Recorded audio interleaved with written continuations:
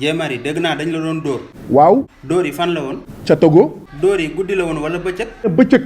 ban heure si digg bëccëg bi wala si ngoon si. booru tàkkusaan. non loolu ñaaw na metti na. munoon naa gën a ñaaw munoon naa gën a métti. mais dóor yi mbaa saful. saf na sàpp.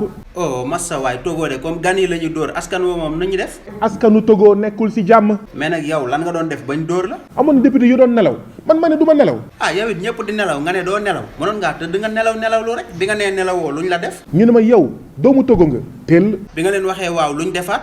yow kañ nga nekk togole. teel. yow de kon xaw ngaa dee laaj bu nekk ak kur fañam. ba ma egg teer. bi nga eggee teer xanaa bàyyi nañ la nag. ñu may football nag. football nag mbaa footballuñ match bi yëpp ba mu jeex rek. di ma football 90 minutes di ma football. arbitre bi nag xanaa mayewul dara tas na match bi. doyul ñu yokk prolongation ñu may football. ay ñi ñoo soxor.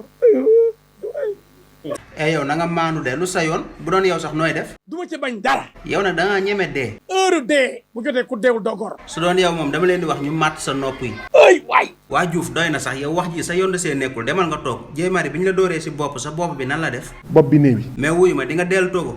déedéet.